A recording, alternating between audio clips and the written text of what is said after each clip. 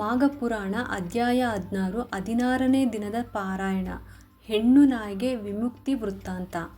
ದಿಲೀಪ ಮಹಾರಾಜ ಸುಮಿತ್ರನ ಕಥೆಯನ್ನು ಮಹಾದೇವನು ಪಾರ್ವತಿ ದೇವಿಗೆ ಹೇಳಿದ ರೀತಿಯನ್ನು ಕೇಳಿದೆಯಲ್ಲ.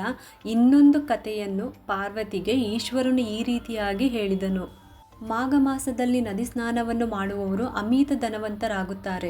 ವರ್ತಮಾನ ಕಾಲದಲ್ಲಿ ಎಷ್ಟೇ ಕಷ್ಟಗಳನ್ನು ಅನುಭವಿಸುತ್ತಿದ್ದಾಗಲೂ ಮಾಘ ಮಾಸ ನದಿ ಸ್ನಾನ ಆರಂಭಿಸಿದ ನಂತರ ಅವರ ಕಷ್ಟಗಳು ಕ್ರಮೇಣ ನಶಿಸಿ ಹೋಗುತ್ತವೆ. ಮಾಘ ಶುದ್ಧ ದಶಮಿಯ ದಿನದಂದು ನಿರ್ಮಲವಾದ ಮನಸ್ಸಿನಿಂದ ಶ್ರೀಮನ್ನಾರಾಯಣನ ಪೂಜೆ ಮಾಡಿದರೆ ಶ್ರೀಹರಿಯ ಕೃಪಾ ಕಟಾಕ್ಷಕ್ಕೆ ಪಾತ್ರರಾಗುತ್ತಾರೆ. ಅದರಲ್ಲಿ ಅಣು ಮಾತ್ರವಾದರೂ ಸಂಶಯವಿಲ್ಲ ಎಂದು ಪಾರ್ವತಿ ದೇವಿಯೊಂದಿಗೆ ಶಂಕರನು ವಿವರಿಸುತ್ತಿದ್ದಾಗ, ಪಾರ್ವತಿ ದೇವಿ, ನಾಥ, ಶ್ರೀ ಲಕ್ಷ್ಮೀನಾರಾಯಣ ವ್ರತ ಮಾಡಿದರೆ ಮನೋವಾಂಛೆ ಫಲಸಿದ್ಧಿ ಉಂಟಾಗುವುದನ್ನು ಹೇಳಿರುವಿರಲ್ಲ, ಆ ವ್ರತ ವಿಧಾನವೆಂಥದ್ದು, ಹೇಗೆ ಆಚರಿಸಬೇಕು, ಆ ವಿಧಾನವನ್ನು ತಿಳಿಯಪಡಿಸಬೇಕೆಂದು ವಿನಂತಿಸಿಕೊಳ್ಳಲು, ಆಗ ಪರಮೇಶ್ವರನು ಪಾರ್ವತಿ ದೇವಿಯನ್ನು ಉದ್ದೇಶಿಸಿ ಹೀಗೆ ಹೇಳುತ್ತಾನೆ. ಮಾಘ ಶುದ್ಧ ದಶಮಿಯ ದಿನ ಪ್ರಾತಃ ಕಾಲದಲ್ಲಿ ಕಾಲಕೃತ್ಯಗಳನ್ನು ಪೂರೈಸಿಕೊಂಡು ಸ್ನಾನ ಮಾಡಿ ನದಿ ತೀರದಲ್ಲಾಗಲಿ ಮನೆಯ ಹತ್ತಿರವಾಗಲಿ ಮಂದಾಸನವನ್ನು ಇರಿಸಿ ಅದನ್ನು ಹಸುವಿನ ಸಗಣಿಯಿಂದ ಸಾರಿಸಿ ಪಂಚವರ್ಣಗಳಿಂದ ರಂಗವಲ್ಲಿ ಹಾಕಿ ಮಂದಾಸನದ ಮಧ್ಯೆ 8 ಎಸಳುಗಳ ಪದ್ಮವನ್ನು ರಚಿಸಿ ಎಲ್ಲ ವಿಧವಾದ ಫಲ ಪುಷ್ಪಗಳನ್ನು ಲಕ್ಷ್ಮೀನಾರಾಯಣರ ಪ್ರತಿಮೆಗಳನ್ನು ಮಂಟಪದ ಮಧ್ಯೆ ಇರಿಸಿ ಆ ವಿಗ್ರಹಗಳಿಗೆ ಗಂಧ, ಕರ್ಪೂರ ಮುಂತಾದ ಸುಗಂಧ ದ್ರವ್ಯಗಳನ್ನು ಲೇಪಿಸಿ ಪೂಜಿಸಬೇಕು. ತಾಮ್ರದ ತಂಬಿಗೆಯಿಂದ ನೀರೆರೆದು ಮಾವಿನ ಚಿಗುರುಗಳನ್ನು ಅದರಲ್ಲಿಟ್ಟು ಅದರ ಮೇಲೆ ತೆಂಗಿನಕಾಯಿ ಇಟ್ಟು ಹೊಸ ವಸ್ತ್ರವನ್ನು ಅದರ ಮೇಲೆ ಹೊದಿಸಿ ಲಕ್ಷ್ಮೀನಾರಾಯಣರ ಪ್ರತಿಮೆಯನ್ನು ಪ್ರತಿಷ್ಠಾಪಿಸಿ ಪೂಜಿಸಬೇಕು.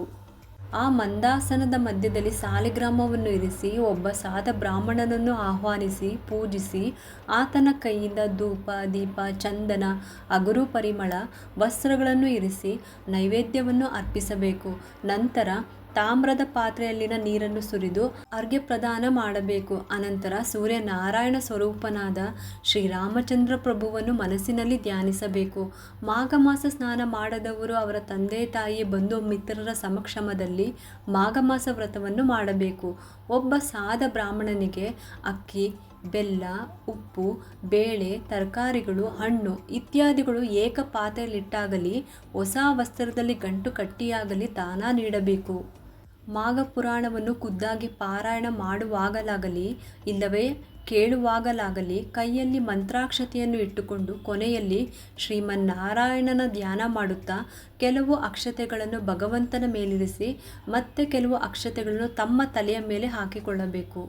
ಆದ್ದರಿಂದ ಓ ಶಾಂಭವಿ, ಮಾಘ ಸ್ನಾನ ಮಾಡಿ ಮಾಘ ಶುದ್ಧ ದಶಮಿಯ ದಿನ ಲಕ್ಷ್ಮೀನಾರಾಯಣರನ್ನು ನಿಷ್ಠೆಯಿಂದ ಪೂಜೆ ಮಾಡಿದ್ದಲ್ಲಿ ಎಂಥದ್ದೇ ಮಹಾಪಾಪಗಳಾದರೂ ನಶಿಸಿ ಹೋಗುತ್ತವೆ. ಇದಕ್ಕೊಂದು ಉದಾಹರಣೆ ಕೂಡ ಹೇಳುತ್ತೇನೆ, ಸಾವಧಾನದಿಂದ ಕೇಳು. ಗೌತಮ ಮಹರ್ಷಿ ಒಂದು ದಿನ ತಮ್ಮ ಶಿಷ್ಯರೊಂದಿಗೆ ಕೂಡಿ ತೀರ್ಥಯಾತ್ರೆ ಮಾಡುವುದಕ್ಕಾಗಿ ಉತ್ತರ ದಿಕ್ಕಿಗೆ ಹೊರಟರು. ಅವರು ಅನೇಕ ಪುಣ್ಯ ನದಿಗಳಲ್ಲಿ ಸ್ನಾನ ಮಾಡುತ್ತಾ ಪ್ರಸಿದ್ಧ ಕ್ಷೇತ್ರಗಳನ್ನು ದರ್ಶನ ಮಾಡುತ್ತಾ ಮಾರ್ಗದಲ್ಲಿ ಎದುರಾದ ಮುನಿಶ್ರೇಷ್ಠರೊಂದಿಗೆ ಇಷ್ಟಗೋಷ್ಠಿಗಳನ್ನು ನಡೆಸುತ್ತಾ ಅಲ್ಲಿಗೆ ಮಾಘ ಮಾಸ ಪ್ರವೇಶವಾದ್ದರಿಂದ ಕೃಷ್ಣಾ ನದಿಯಲ್ಲಿ ಸ್ನಾನ ಮಾಡಬೇಕೆಂದು ಆ ಪ್ರದೇಶಕ್ಕೆ ಬಂದು ಬೀಡು ಬಿಟ್ಟರು. ಗೌತಮರು ತಮ್ಮ ಶಿಷ್ಯರೊಡಗೂಡಿ ಕೃಷ್ಣಾ ನದಿಯಲ್ಲಿ ಸೂರ್ಯೋದಯ ಸಮಯದಲ್ಲಿ ಸ್ನಾನ ಮಾಡಿ ತೀರದಲ್ಲಿದ್ದ ಒಂದು ಅರಳಿ ಮರದ ಬಳಿಗೆ ಬಂದು, ಮೂಲತೋ ಬ್ರಹ್ಮರೂಪಾಯ ಮಧ್ಯತೋ ವಿಷ್ಣುರೂಪಿಣಿ ಅಗ್ರತೋ ಶಿವರೂಪಾಯ ವೃಕ್ಷರಾಜಾಯತೆ ನಮಃ ಎಂದು ಅರಳಿ ಮರದ ಸುತ್ತ ಪ್ರದಕ್ಷಿಣೆ ಮಾಡಿ ಆ ಮರದ ಬುಡದಲ್ಲಿಯೇ ಆಸೀನರಾಗಿ ಶ್ರೀಹರಿಯನ್ನು ವಿಧಿವತ್ತಾಗಿ ಪೂಜಿಸಿದರು. ನಂತರ ಶಿಷ್ಯರಿಗೆಲ್ಲ ಮಾಘಮಾಸ ಮಹಿಮೆಯನ್ನು ತಿಳಿಸಿದರು. ಈ ರೀತಿಯಾಗಿ ಪ್ರತಿದಿನ ಆಚರಿಸುತ್ತಾ ಮಾಘ ಶುದ್ಧ ದಶಮಿಯ ದಿನ ಆ ಮರದಡಿಯಲ್ಲಿ ಮಂಟಪವನ್ನು ಮಾಡಿ ರಂಗವಲ್ಲಿ ಹಾಕಿ ಕುಂಕುಮವಿಟ್ಟು ಮಾವಿನೆಲೆಯ ತೋರಣ ಕಟ್ಟಿ ಅಲಂಕರಿಸಿದರು. ಆ ಮಂಟಪದ ಮಧ್ಯದಲ್ಲಿ ಶ್ರೀಹರಿಯ ವಿಗ್ರಹವನ್ನಿಟ್ಟು ಪೂಜಿಸಿದರು. ಆ ರೀತಿಯಾಗಿ ಪೂಜಿಸುತ್ತಿದ್ದ ಸಮಯದಲ್ಲಿ ಹೆಣ್ಣು ನಾಯಿಯೊಂದು ಬಂದು ಭಗವಂತನಿಗೆ ಮಾಡುತ್ತಿದ್ದ ಪೂಜಾ ವಿಧಾನವನ್ನೆಲ್ಲ ರೆಪ್ಪೆಯಲುಗಿಸದಂತೆ ದೀಕ್ಷೆಯಿಂದ ನೋಡುತ್ತಾ ಆ ಅರಳಿ ಮರಕ್ಕೆ ಎದುರಾಗಿ ಕುಳಿತುಕೊಂಡಿತು. ಶಿಷ್ಯರು ಅವರ ಬಳಿ ಇದ್ದ ದಂಡದಿಂದ ಅದನ್ನು ಎದುರಿಸಿದರು. ಆ ನಾಯಿ ಅಲ್ಲಿಂದೆದ್ದು ಉತ್ತರದ ಕಡೆ ಹೊರಟು ಮತ್ತೆ ಪೂರ್ವಕ್ಕೆ ತಿರುಗಿ ಅತ್ತ ಕಡೆಯಿಂದ ದಕ್ಷಿಣದ ಕಡೆಗೆ ಕದಲಿ ಮತ್ತೆ ಯಥಾಪ್ರಕಾರ ಪಶ್ಚಿಮ ದಿಕ್ಕಿಗೆ ಕುಳಿತುಕೊಂಡಿತು. ಶಿಷ್ಯರು ಮತ್ತೆ ಹೆದರಿಸಿದಾಗ ಮೊದಲು ಎದ್ದಂತೆಯೇ ಎರಡನೇ ಬಾರಿಯೂ ಆ ಮಂಟಪದ ಸುತ್ತ ತಿರುಗಿ ಬಂದಿತು.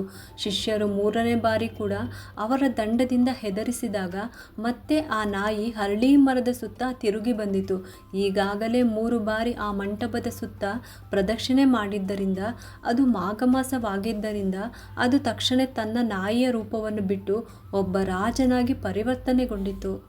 ಆ ರಾಜನು ಸಕಲಾಭರಣಗಳನ್ನು ಧರಿಸಿದವನಾಗಿ ಋಷಿಗಳ ಎದುರು ನಿಂತು ಅವರೆಲ್ಲರಿಗೂ ನಮಸ್ಕಾರ ಮಾಡಿದನು. ಅಲ್ಲಿದ್ದ ಹೆಣ್ಣು ನಾಯಿ ರಾಜನಾಗಿ ಬದಲಾದುದನ್ನು ನೋಡಿ ಋಷಿಗಳು, ಗೌತಮ ಮಹರ್ಷಿಗಳು ಕೂಡ ಅಮಿತಾಶ್ಚರ್ಯಗೊಂಡರು. ಎಲೈ, ನೀನ್ಯಾರು? ನೀನು ಹೀಗೆ ಬದಲಾಗುವುದಕ್ಕೆ ಕಾರಣವೇನು ಎಂದು ಗೌತಮರು ಪ್ರಶ್ನಿಸಿದರು. ಪೂಜ್ಯರೇ, ನಾನು ಕಳಿಂಗ ದೇಶದ ರಾಜ. ನಮ್ಮದು ಚಂದ್ರವಂಶ. ನನ್ನ ಹೆಸರು ಜಯಚಂದ್ರ. ನನಗೆಲ್ಲ ವಿದ್ಯೆಗಳಲ್ಲೂ ಪರಿಣಿತಿ ಇದೆ. ನಮ್ಮ ದೇಶದ ಪ್ರಜೆಗಳನ್ನು ಧರ್ಮ ಮಾರ್ಗದಲ್ಲಿ ಪರಿಪಾಲಿಸುತ್ತಿದ್ದೇನೆ. ದಾನ ಧರ್ಮಗಳೆಂದರೆ ಅತೀ ಪ್ರೇಮ. ನಾನು ಅನೇಕ ದಾನ ಧರ್ಮಗಳನ್ನು ಮಾಡಿದೆ. ಗೋ, ಭೂ, ಹಿರಣ್ಯ, ಸಾಲಿಗ್ರಾಮ ದಾನಗಳನ್ನು ಕೂಡ ಮಾಡಿದೆ. ಹೆಚ್ಚಾಗಿ ಅನ್ನದಾನ, ತಿಲದಾನವನ್ನು ಮಾಡಿದೆ. ಅನೇಕ ಪ್ರದೇಶಗಳಲ್ಲಿ ಕೆರೆ, ಬಾವಿಗಳನ್ನು ತೋಡಿಸಿದೆ. ಬಾವಿಗಳನ್ನು ತೋಡಿಸಿ ದಾರಿ ಹೋಕರಿಗೆ ನೆರಳು ಕೊಡುವ ನಿಮಿತ್ತ ಮರಗಳನ್ನು ನೆಡೆಸಿದೆ. ಧರ್ಮಶಾಲೆಗಳನ್ನು ಕಟ್ಟಿಸಿದೆ. ಹಸುಗಳು ಕುಡಿಯುವುದಕ್ಕೆ ನೀರು ತೊಟ್ಟಿಗಳನ್ನು ಮಾಡಿಸಿದೆ.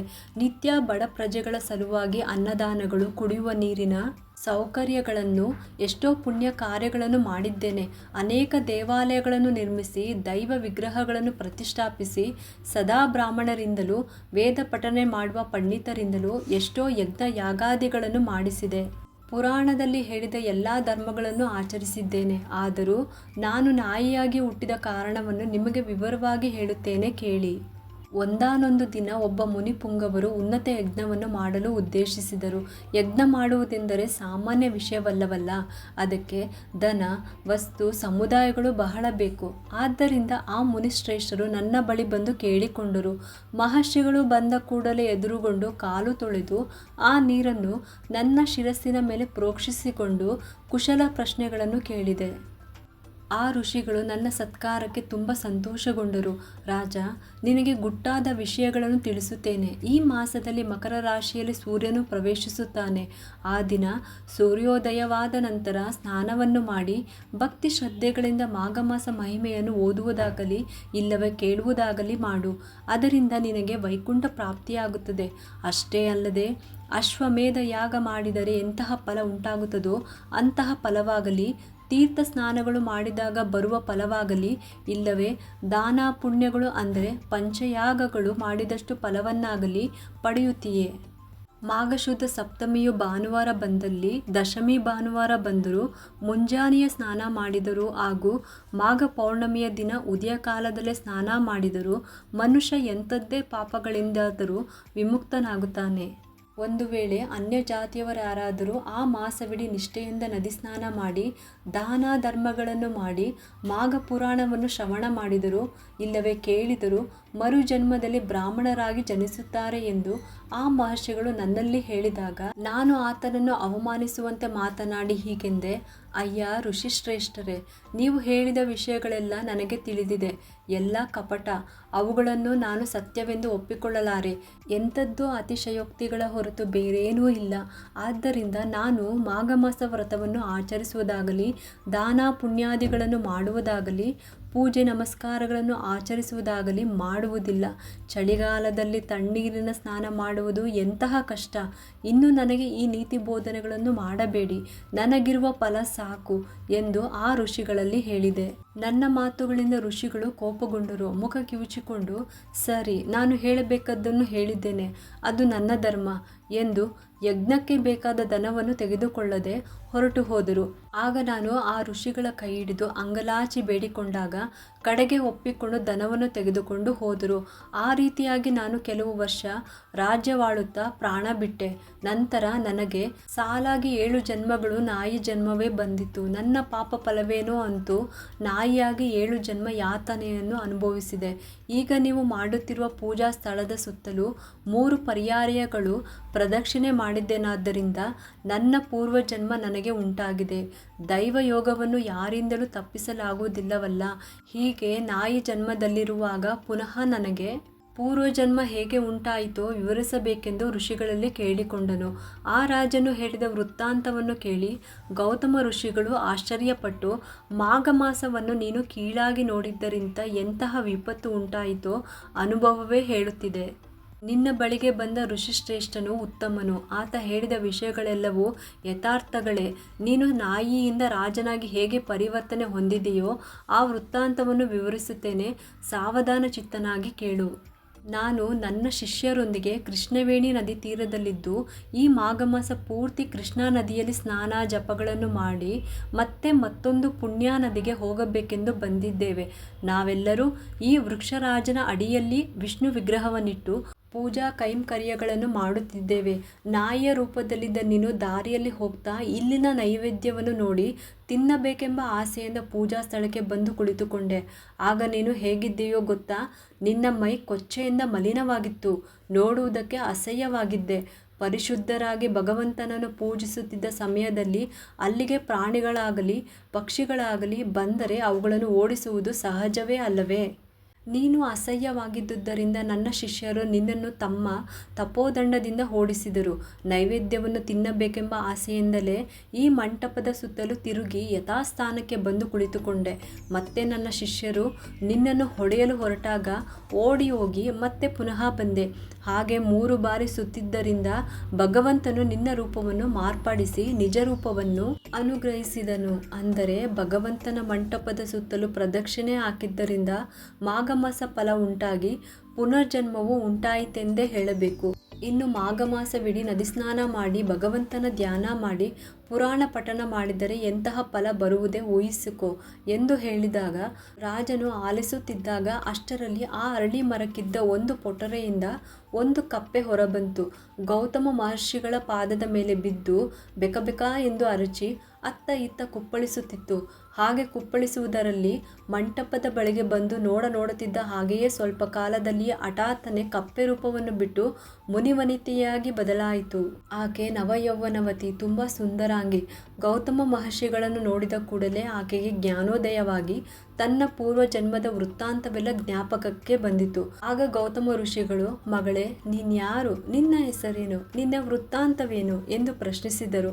ಆಕೆ ತನ್ನ ಪೂರ್ವ ಜನ್ಮದ ವೃತ್ತಾಂತವನ್ನು ತಿಳಿಸುವುದಕ್ಕಾಗಿ ಹೀಗೆ ಹೇಳತೊಡಗಿದಳು.